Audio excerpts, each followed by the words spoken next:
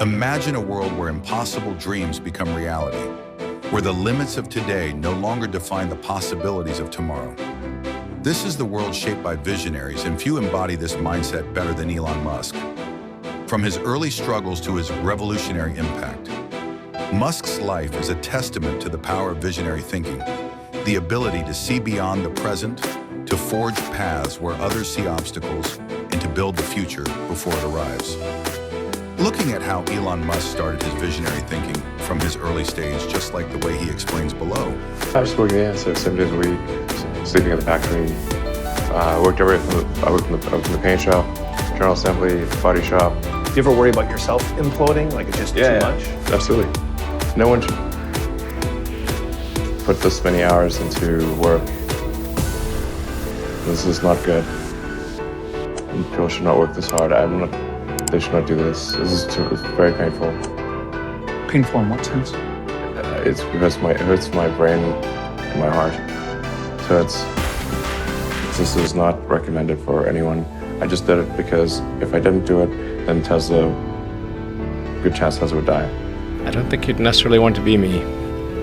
It's very hard to turn it off all the time. It doesn't stop. When I was young, I didn't really know what I was going to do when I got older. I think when I was, 5 or 6 or something, I thought I was insane. Because it was clear that other people their mind wasn't exploding with ideas. It was just strange. It was like, I'm strange. Eventually I thought that the idea of inventing things would be really cool. The reason I thought that was because I read a quote from Arthur C. Clarke which said that sufficiently advanced technology is indistinguishable from magic. And that's really true. If you go back, say 300 years, the things that we take for granted today you'd be burned at the stake for. Being able to fly, that's crazy. Being able to see over long distances, being able to communicate. This is stuff that really would be considered magic in times past. If I can do some of those things, basically if I can advance technology, that's like magic and that would be really cool.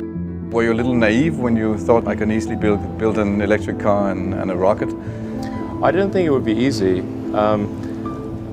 Like I said, I thought they would probably fail. But creating a company is almost like having a child. So it's sort of like, how do you say your child should not have food? So once you have the company, you have to feed it and nurse it and take care of it, even if it ruins you. Yeah.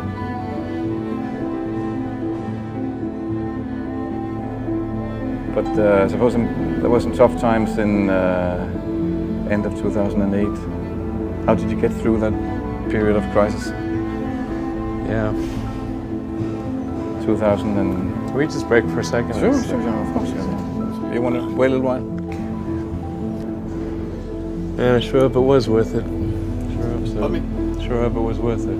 One of the most difficult choices I have ever faced in life was in 2008. I think I had maybe $30 million left, or $30 or $40 million left in 2008. I had two choices. I could put it all into one company, and then the other company would definitely die, or split it between the two companies. But if I split it between the two companies, then both might die. And when you put your blood, sweat, and tears into creating something, building something, it's like a child. And so it's like, which one am I going to let one starve to death? I couldn't bring myself to do it, so I split the money between the two. Fortunately, thank goodness, they both came through. With Tesla, we're trying to make things that people love. How many things can you buy that you really love, that really give you joy? So rare, so rare. I wish there were more things.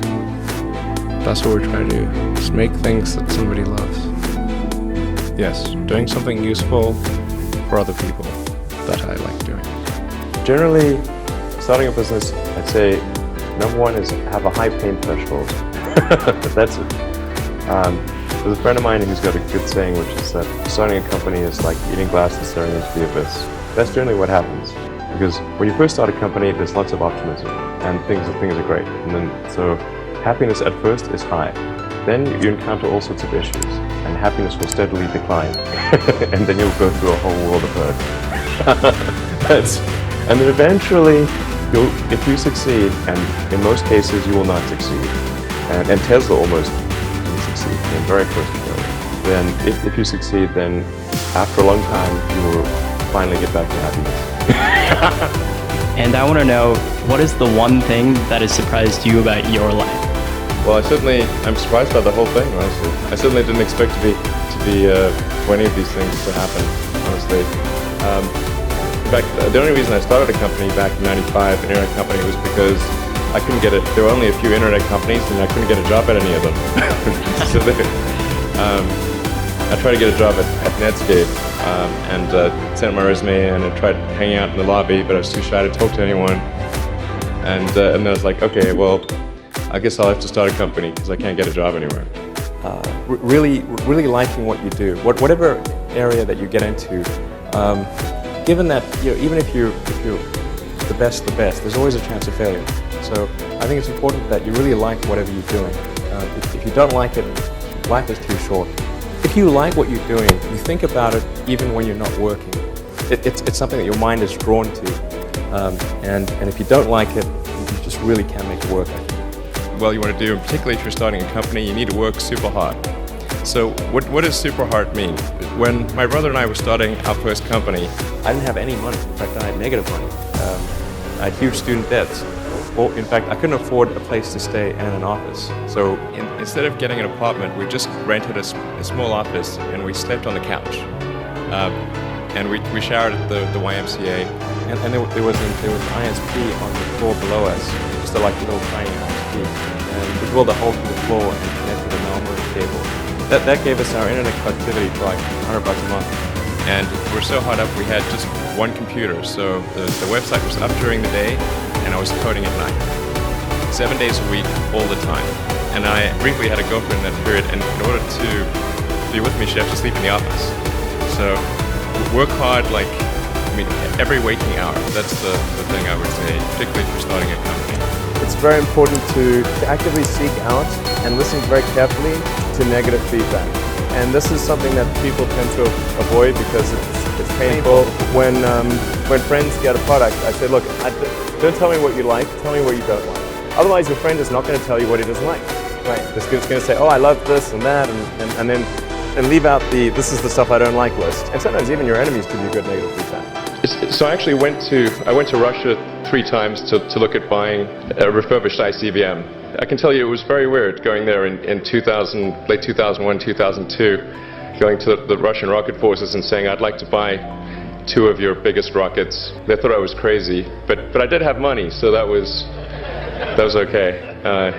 One good friend of mine collected a whole series of videos of rockets blowing up and made me watch those. He just didn't want me to lose all my money. For SpaceX, the first 3 launches failed. We're just barely able to scrape together enough parts and money to do the 4th launch. If that 4th launch had failed, we would have been dead.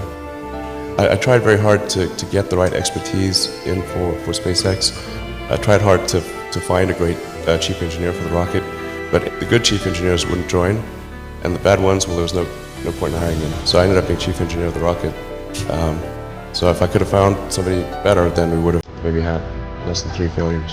When you had that 3rd failure in a row, did you think, I need to pack this in? Never. Why not? I don't ever give up. I mean, I'd have to be dead or completely incapacitated.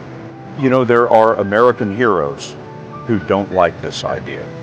Neil Armstrong, Gene Cernan have both testified against commercial spaceflight in the way that you're developing it, and I wonder what you think of that. I was very sad to see that, because those guys are, those guys are heroes of mine, so it's really tough.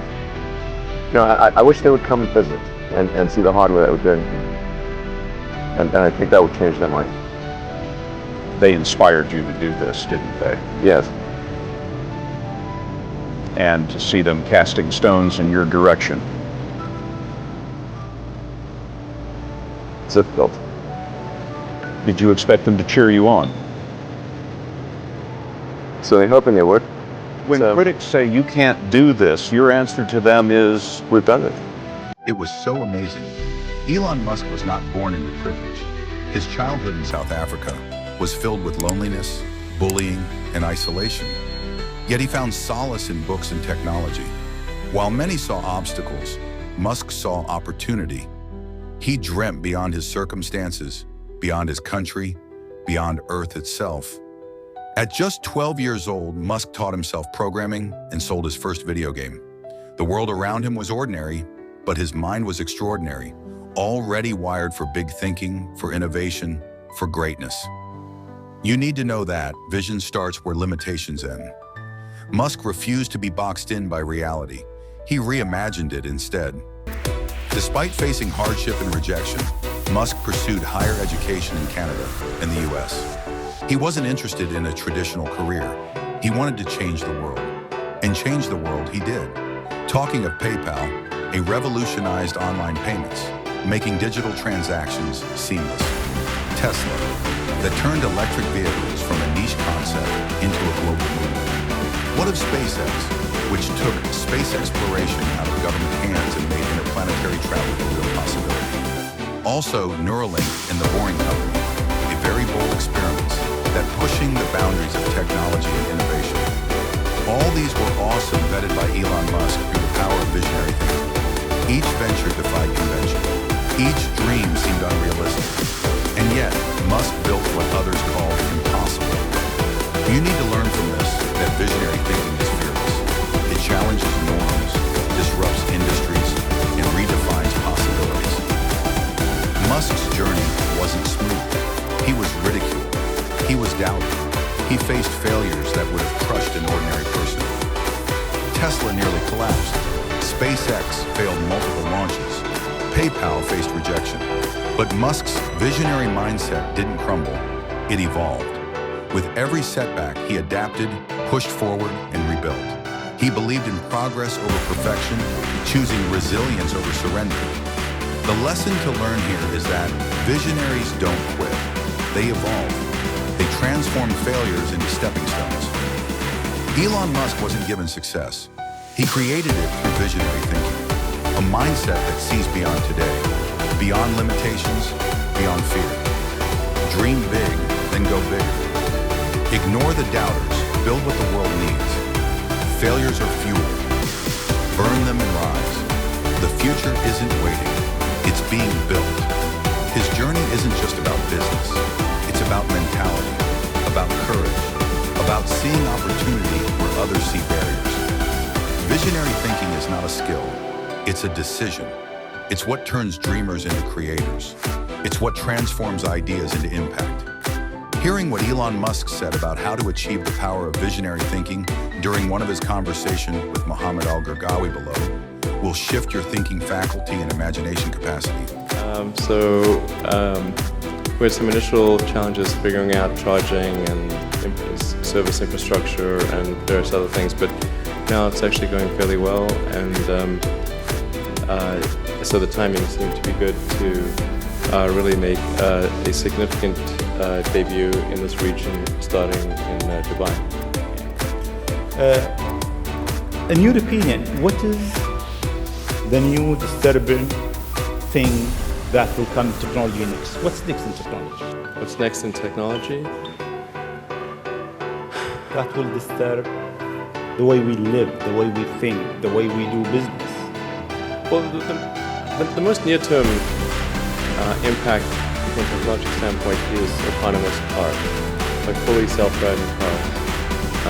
Like I said, that's going to happen much faster than people realize. And that it's going to be a great convenience to be an autonomous car, but there are many people whose jobs it is to drive. So in fact, I think it might be the single largest employer of people is driving in various forms. And so then we need to figure out new roles for what do those people do. But it will be very disruptive and very quick. Now, and I should characterize what I mean by quick, because there are quick means different things to different people. There are over 2 billion vehicles in the world. approaching 2.5 billion cars and trucks in the world. The total new vehicle production capacity is about 100 million, which makes sense because the life of a car or truck before it's finally scrapped is about 20-25 years. So the point at which we see full autonomy appear will not be the point at which there is massive societal upheaval, because it will take a long time to make enough autonomous vehicles to disrupt employment. So that disruption I'm talking about will take place over about 20 years. But still, 20 years is a short period of time to have, I think, something like 12 to 15% of the workforce be unemployed. This is the largest global government summit. We have over 139 governments here. If you want to advise government officials to be ready for the future, what is 3 things or 3 advice you'll give them? Well, I think the first bit of advice would be to really pay close attention to the development of artificial intelligence. I think we need to just be very careful in how we adopt artificial intelligence, and to make sure that researchers don't get carried away. Because sometimes what happens is a scientist can get so engrossed in their work, they don't necessarily realize the ramifications of what they're doing. So I think it's important for public safety that governments keep a close eye on artificial intelligence and make sure that it does not represent a danger to the public. Let's see. Secondly, I would say we do need to think about transport in general, and there's the movement towards electric vehicles, sustainable transport. I think that's going to be good for many reasons, but again, not something that happens immediately. That'll happen slower than the self-driving vehicle. So that's probably something that happens over 30 or 40 years, the transition to electric vehicles. So thinking about that in context, the demand for electricity will increase dramatically. So currently, in terms of total energy usage in the world, it's about 1/3 electricity, about 1/3 transport, about 1/3 heating. So over time, that will transition to almost all, not all, but predominantly electricity, which means that the demand for electricity will probably triple. So it's going to be very important to think about how do you make so much more electricity.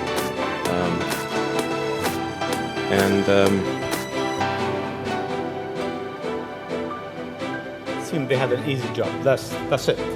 There's no more challenges for them. No, well, then I think maybe these things do play into each other a little bit. But what to do about mass unemployment?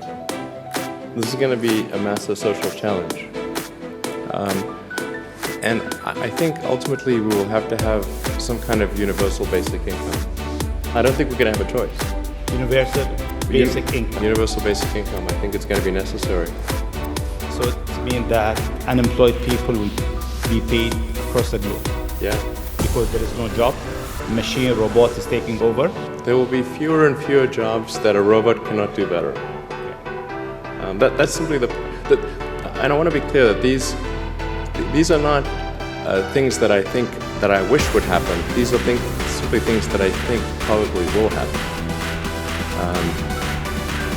And since if my assessment is correct and they probably will happen, then we need to say, what are we going to do about it? And I think some kind of a universal basic income is going to be necessary. Now, the output of goods and services will be extremely high. So with automation, there will come abundance. there will be almost everything will get very cheap.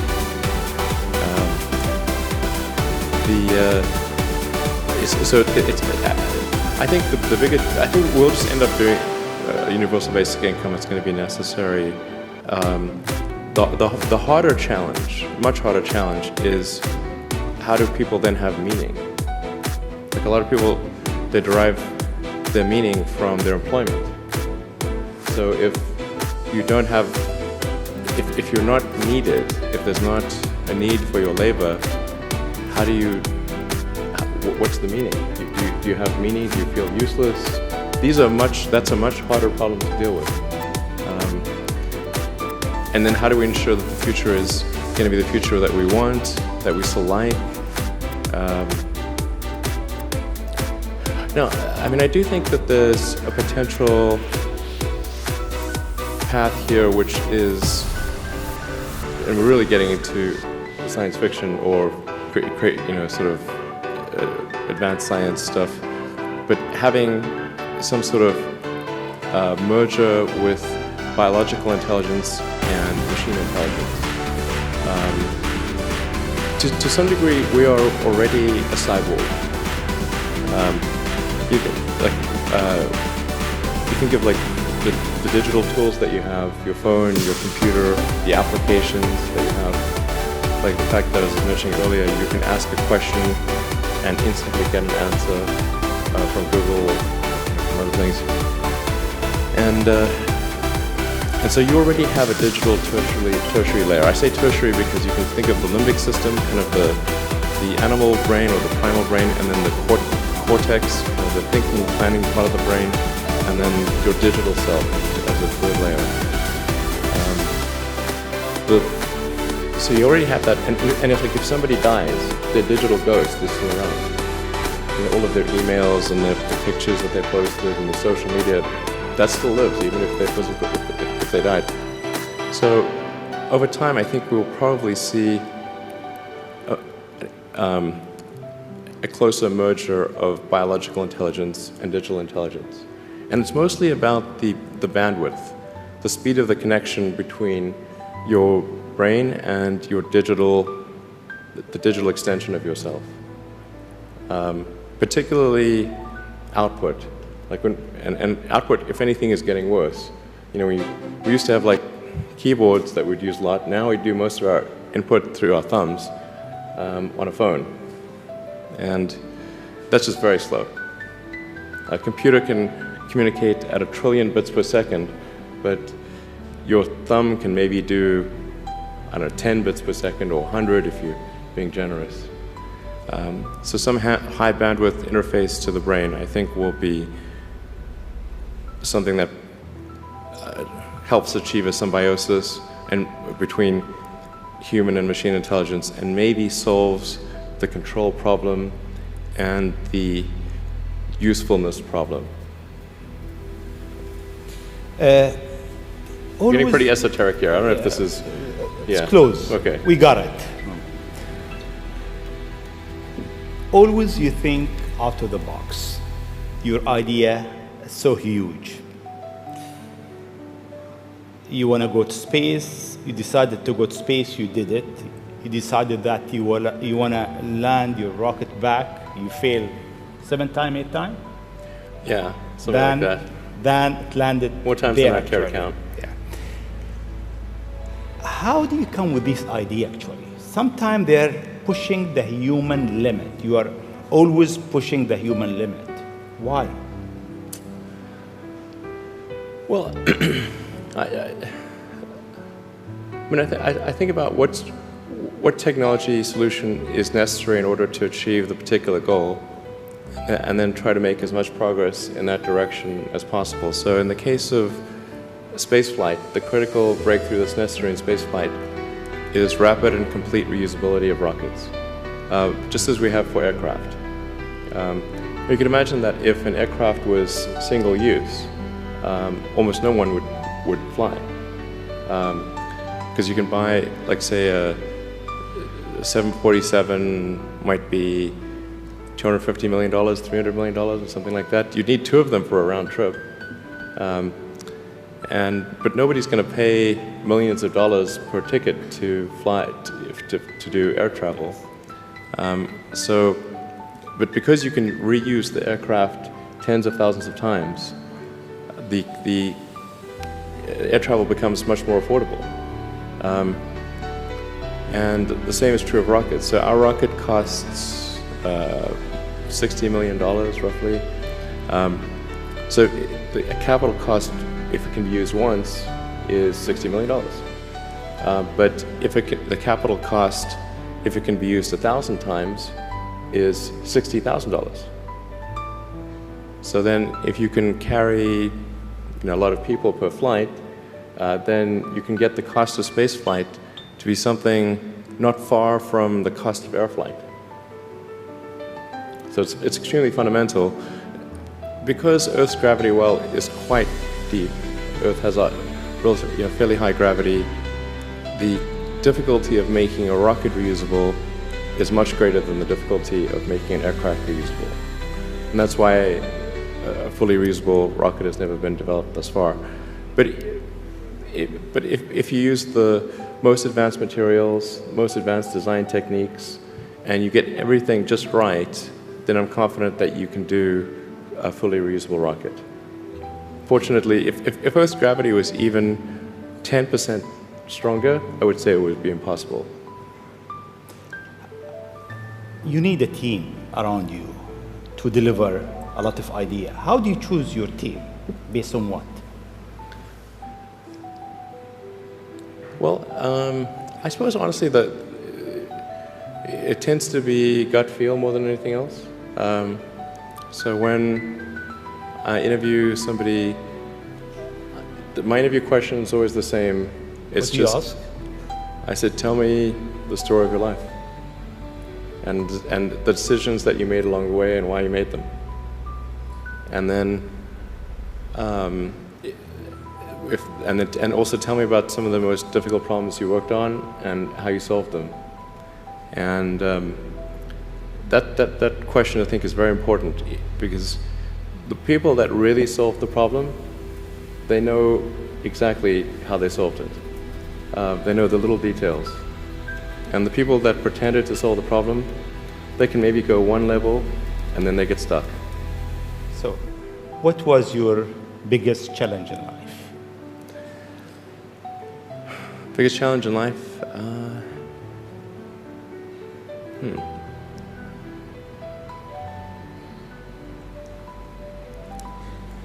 No challenge. Well, no, there's a lot of them. I'm trying to decide which is the worst.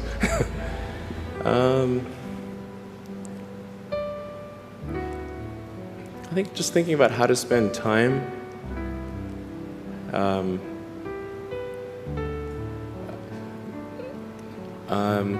One of the biggest challenges, I think, is making sure you have a corrective feedback loop, and then maintaining that corrective feedback loop over time, even when people want to tell you exactly what you want to hear. That's very difficult. Yes. Time is over. I'll ask you just one last question, Sure. if you allow me. In the World Government Summit, we have so many people so many young people actually, from across the globe. If you have an advice to them, young people globally who want to be like Elon Musk, what's your advice to them? I think that probably they shouldn't want to be. You? I think it sounds better than it is. Okay. Yeah, it's not as much fun being me as you'd think. I don't know. You don't think so? No. There's definitely, it could be worse for sure, but it's, I'm not sure I want to be me. Okay. But if, I think advice, I mean, if you want to make progress in things, I think that the best analytical framework for understanding the future is physics. I'd recommend studying the thinking process around physics, like not the equations. I mean, the equations certainly they're helpful, but the way of thinking in physics is it's the best framework for understanding things that are counterintuitive. And always taking the position that you are to some degree wrong, and your goal is to be less wrong over time. One of the biggest mistakes people generally make, and I'm guilty of it too, is wishful thinking. Like you want something to be true, even if it isn't true, and so you ignore the things that you ignore the real truth because of what you want to be true. This is a very difficult trap to avoid, and like I said, certainly one that I find myself in having problems with. But if you just take that approach of you're always to some degree wrong, and your goal is to be less wrong, and solicit critical feedback, particularly from friends. Like particularly friends, if somebody loves you, they want the best for you. They don't want to tell you the bad things. So you have to ask them, and say, really, I really do want to know. and then they'll tell you. Thank you very much. It's been... If Elon Musk can defy limits, failures, and expectations to change the world, then so can you. The future belongs to those bold enough to see it before anyone else does. If this video inspired you, like, share, and subscribe to Daily Stoic Insight. Join a community that challenges limits, embraces growth, and turns vision into reality. Your mind is powerful. Use it wisely. Build something great, and keep watching for more life-changing insights.